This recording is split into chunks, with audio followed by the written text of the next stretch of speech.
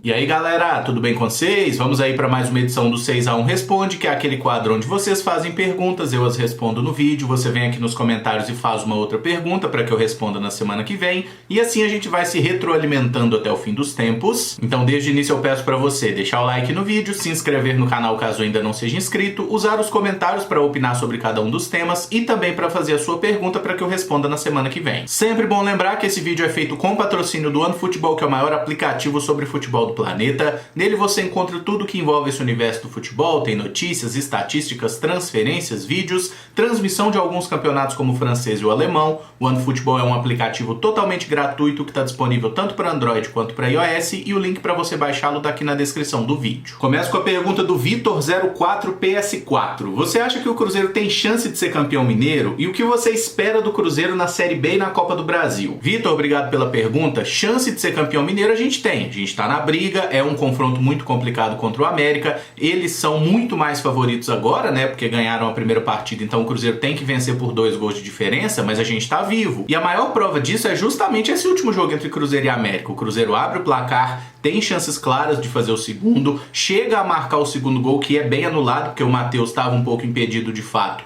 Mas ainda assim, não é que aquele gol só saiu porque ele estava impedido, foi uma questão circunstancial, foi uma jogada ali que o Cruzeiro conseguiu achar o segundo gol, mas teve seu mérito também, né? A finalização do Sobis, o Ayrton faz o gol, não valeu, mas a gente teve ali por alguns instantes o 2-0 no placar. E hoje eu acho que Cruzeiro e América são adversários de um nível muito parecido. Então, da mesma forma que o América pode ganhar esse próximo jogo, o Cruzeiro também pode, por 1, 2 gols de diferença. Não acredito em uma goleada de nenhum dos lados, porque são equipes aí que me parecem muito parelhas nesse momento, mas o Cruzeiro tem sim chance. E passando do América, é um confronto na final contra o Atlético, e aí sim, o Atlético é muito mais favorito do que o América, mas assim como a gente provou no primeiro turno, né, o Cruzeiro pode ganhar do Atlético, como ganhou com todos os méritos daquela partida com o gol do Ayrton. Mas como eu sempre gosto de ressaltar aqui no canal, o Campeonato Mineiro não é o objetivo do Cruzeiro. O objetivo do Cruzeiro é terminar a Série B entre os 4 primeiros. E já passando para a segunda parte da pergunta, o que eu espero do Cruzeiro nessas competições?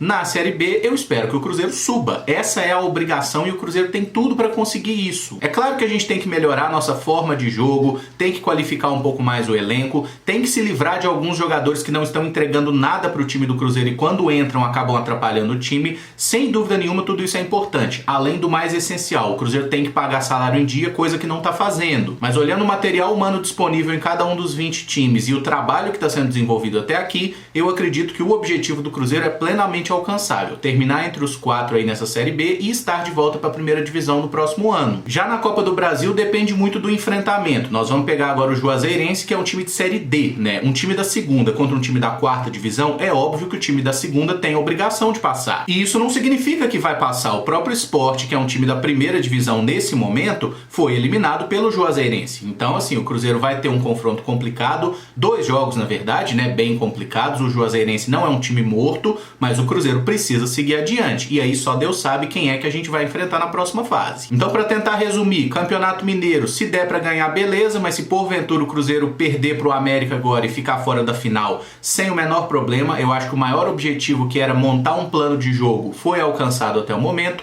Na Série B, o Cruzeiro precisa subir e na Copa do Brasil vamos avançar o máximo que for possível, até porque a cada fase da competição vem dinheiro. O Kelvin Fernandes pergunta, no ponto de vista financeiro, não seria uma boa o Cruzeiro ganhar o Campeonato Mineiro? Kelvin, obrigado pela pergunta. Uma boa ganhar sempre é, né? Qualquer torneio que o Cruzeiro estiver disputando, o objetivo é ganhar no final das contas, mesmo que a obrigação não seja nossa. Mas do ponto de vista financeiro, não faz nenhuma diferença, porque o Campeonato Mineiro não tem aí um valor de premiação por título ou por passar a final ou por passar para a semifinal. O Campeonato Mineiro paga apenas pela participação no torneio. Então, se o Cruzeiro tivesse jogado as 11 partidas da primeira fase e perdido todas, ou se o Cruzeiro for campeão, ele vai receber o mesmo valor no final das contas, que nessa temporada, se eu não me engano, é 14 milhões e 300 mil reais. A cota igual, né, que recebem Cruzeiro e Atlético, tá? Então é uma cota fixa. Para o ano que vem, ninguém sabe como isso vai ficar, porque esse contrato que a Globo tinha com os clubes do Campeonato Campeonato Mineiro acaba agora, em 2021. Então terá que ser feito um novo acordo, né, para a próxima temporada. E existe uma tendência que esse valor caia, não só para o Cruzeiro, mas para todos os times, por causa da pandemia, esses problemas que o mundo está vivendo e que canais de comunicação também não fogem à regra, tá? Então pro ano que vem a gente ainda não sabe como vai acontecer, mas até este ano não faz a menor diferença o Cruzeiro ser campeão ou cair agora na semifinal, ou igual ano passado que a gente nem passou para semifinal. O valor que a gente recebe é o mesmo. O Leco Silva pergunta: o Cruzeiro vendeu o Kaká e o Orejuela com o propósito de pagar salários. Por que o clube permanece com essas pendências com jogadores e funcionários? Leco, obrigado pela pergunta. Aí tem duas explicações. A primeira delas é que esses dois jogadores não foram vendidos por valores excepcionais que pagariam tudo e dariam aí um alívio financeiro para o Cruzeiro. Pelo que foi noticiado, cada um deles foi vendido por 2 milhões de dólares. Que de fato, quando a gente faz a conversão para o real nesse momento, é uma grana muito boa. Mas as duas vendas foram parceladas, tá? Então o Cruzeiro recebe a metade do dinheiro nessa temporada e a metade do dinheiro no ano que vem. E aí cada um dos casos tem ainda uma outra particularidade. O Orejuela tem o fato de que quem comprou ele foi o Pedro Lourenço. Então o Cruzeiro vai ter que repassar uma parte do dinheiro para o dono dos supermercados BH. Já no que diz respeito ao Kaká, ele era um jogador fatiado, né? O Cruzeiro tinha apenas 60% dele, então do dinheiro que entrou, o Cruzeiro recebe apenas 60%, tem uma parte que é do ubaense e tem uma parte que é do próprio atleta. Então são esses os fatores que fizeram, apesar dessas duas vendas importantes que o Cruzeiro realizou, ainda ter muita coisa atrasada, né? E pelo que a gente está vendo, o Cruzeiro vai precisar vender mais jogador para conseguir acertar essas pendências e pagar os próximos salários, né? Porque a cada quinto dia útil vem mais uma bolada aí e o Cruzeiro tá tendo muita dificuldade para pagar até agora. O Leandro Lopes pergunta: você acha que o Cruzeiro se precipitou em contratar o Eduardo Brock? E o Rodolfo, ex-Flamengo e São Paulo, está livre no mercado. Você não acha ele melhor que o Brock? Leandro, obrigado pela pergunta. Eu acho que sim, o Cruzeiro se precipitou na contratação do Brock, não necessariamente por ter outros jogadores disponíveis como o Rodolfo que você citou, mas pelo fato de que eu não acho que o Brock seja um jogador necessário no Cruzeiro nesse momento, até considerando que ele hoje não é titular do time e nós temos uma série de jovens zagueiros que têm boa qualidade técnica e poderiam estar jogando. E, inclusive faz sentido botar jogadores jovens para jogar nesse momento no time do Cruzeiro, até porque a gente precisa vender atletas para pagar o salário dos próprios medalhões, porque assim, jogador medalhão não se sustenta. Olha o Manuel, por exemplo, um excepcional zagueiro, saiu do Cruzeiro e deixou o que de grana pra gente? Nada. Por quê? Além de estar em fim de contrato, além da gente ter dívidas com esse atleta, jogador de 30 anos, como é o caso do Brock, por exemplo, você não consegue vender esse jogador. Por isso que eu acho que a gente tem que botar jogadores jovens para jogar. E no caso de zagueiro, eu acho que nós temos dois zagueiros que merecem ter mais oportunidade no time, que são o Paulo e o César. O Paulo, que é um zagueiro canhoto e perdeu muito espaço com a chegada do Brock, nem no banco ele tá ficando mais. E o Cezinha, que estava no sub-20, eventualmente tem treinado com o time principal nessa temporada e também é um zagueiro muito bom. Eu acho que o Cruzeiro deveria ter feito o quê? O Manuel saiu, a reposição está na base, nós não vamos contratar. E aí eu já entro no tema do Rodolfo, que já foi um zagueiro muito bom, na época de São Paulo ele estava jogando muita bola, no Flamengo ele já não teve grandes momentos, né? Foi uma passagem apagada. O último clube dele foi o Coritiba, onde ele não jogou bem também, tanto que o Coritiba não quis renovar o contrato com ele. Atualmente ele está sem clube, com 34 anos, completa 35 agora no mês de agosto. Eu não o contrataria porque acho que nesse estágio de carreira o Rodolfo não é melhor que os zagueiros que a gente tem, tá? A idade chega para todo mundo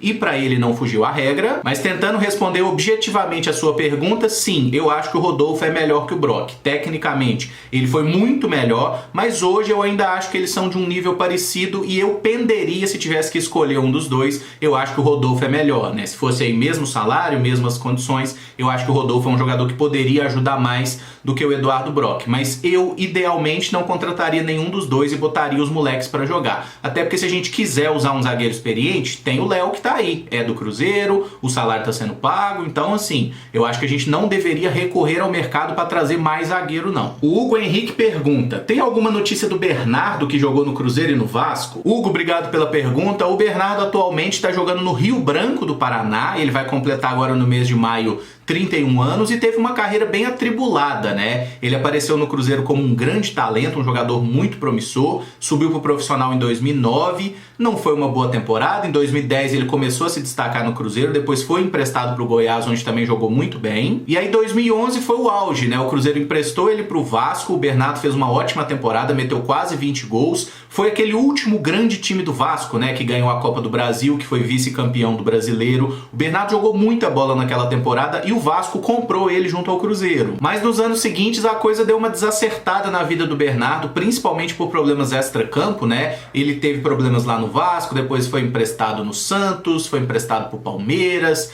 teve no Ceará, rodou alguns clubes do exterior também. Eu lembro que em 2018 ele foi parar no Ipatinga, né? E tinha uma conversa de que se ele jogasse bem no Ipatinga, ele voltaria pro Cruzeiro, né? Esses acordos aí que ninguém entende e que Itair Machado conduzia. Mas acabou que ele não teve uma boa passagem por lá, deu uns rolê muito aleatório aí por uns países, né? Da Ásia e tal. Jogou na Coreia, na Arábia Saudita, no Kuwait. Nesse ano de 2020 ele jogou lá em Hong Kong e chegou para essa temporada 2021 pro Rio Branco, lá do Paraná. Não tá tendo nenhum destaque, tem um gol marcado até o momento e segue aí tentando se acertar, né, cara? Eu acho que tecnicamente é um jogador que tinha muito talento, tinha tudo para estourar, mas que problemas extra-campo realmente minaram a carreira dele. Eu lembro que o Bernardo, na base do Cruzeiro, já tinha um monte de filho, acho que até de mulher diferente. Enfim, é um cara que acabou não conduzindo bem a sua carreira e infelizmente não concretizou o grande potencial que tinha. O Pedro Trindade pergunta: as propostas pelos nossos guris são baixas porque estamos num momento de baixa ou os nossos dirigentes não sabem negociar e tentar promover os jogadores? Vide Rodrigo e Vinícius Júnior, que mal despertaram em 2017, porém já haviam sido vendidos por altos valores e como craques. Pedro, obrigado pela pergunta. Eu acho que as duas premissas que você colocou, elas são verdadeiras, cara.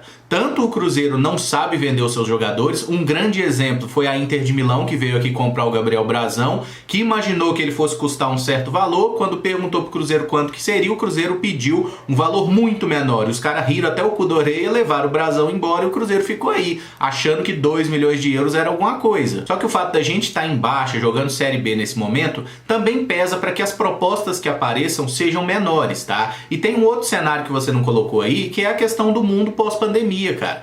Pós não, né? A gente ainda tá na pandemia. Mas nesse momento, as propostas serão naturalmente menores porque todo mundo tá tendo uma dificuldade nessa parte financeira. Não tem nenhum clube hoje que tá torrando dinheiro com contratações. Tá todo mundo passando um aperto até que as coisas sejam normalizadas, a torcida volte, o consumo volte, né? E a grana volte a girar. Então você pode ter certeza que se aparece um Vinícius Júnior, um Rodrigo hoje, o valor de venda deles vai ser menos da metade do que o Real Madrid pagou naquele momento, né? Porque o Real Madrid tem essa ânsia de não perder o próximo Neymar. Basicamente é isso, né? Como eles perderam o Neymar pro Barcelona, eles colocaram essa coisa. Todo atacante habilidoso brasileiro que aparecer jogando muita bola, a gente tem que tentar ficar com ele para não correr o risco de perder esse atleta e precisar gastar muito mais numa contratação dele no futuro. Então, assim, é uma conjunção de fatores, mas o Flamengo, por exemplo, que é um clube em alta, vendeu muito bem diversos atletas, né? Paquetá, Reinier, caras que claramente não têm esse mesmo nível técnico, ainda assim foram muito bem vendidos, aquele zagueiro Léo Duarte também,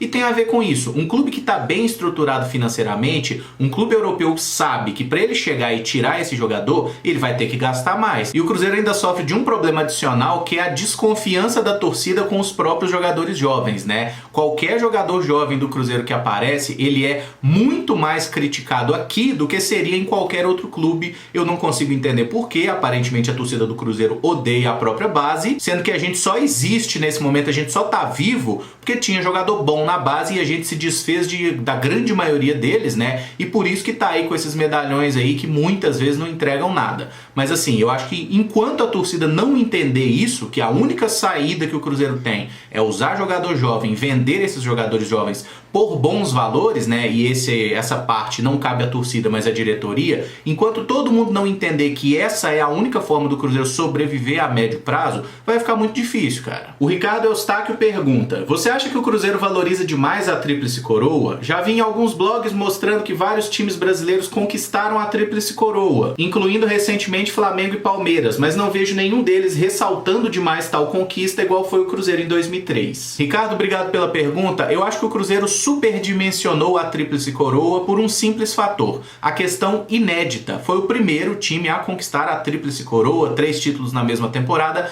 daquela forma que aconteceu. Então eu acho que foi uma jogada de marketing inteligente, sim, do Cruzeiro naquele momento, valorizar essa questão. Só que agora, especialmente depois dos 2 últimos anos que Flamengo e Palmeiras também conquistaram a tríplice coroa, naturalmente essa questão sai aí do noticiário. E só é importante destacar que nenhum clube brasileiro ganhou a tríplice coroa da forma como ele é conhecido lá na Europa, né? Na Inglaterra tem a coisa do treble, que foi conquistado pelo Manchester United aí no final da década de 90, por exemplo, que é o quê? Conquistar a Copa Nacional, a Copa Continental e a Liga Nacional. Nenhum clube brasileiro ganhou Brasileiro, Libertadores e Copa do Brasil ao mesmo tempo. Tanto o Flamengo, quanto o Palmeiras, quanto o Cruzeiro colocam aí nessa tríplice coroa a conquista do campeonato estadual, que é um tipo de torneio que não existe lá no futebol europeu, por exemplo, tá? Então, assim, se a gente quiser analisar o conceito original de tríplice coroa, nenhum clube brasileiro ganhou até o momento. E se em algum momento um clube brasileiro ganhar, você pode ter certeza que isso vai ganhar todos os noticiários aí e vai voltar a ser pauta. Encerro esse vídeo por aqui. Se você gostou, eu peço que deixe o like, se inscreva no canal caso ainda não seja inscrito e use os comentários para deixar a sua opinião sobre cada um dos temas abordados e também para fazer o seu questionamento para a semana que vem. Amanhã a gente está de volta com os vídeos de notícia. Muito obrigado por acompanhar, um abraço e até o próximo vídeo. Valeu!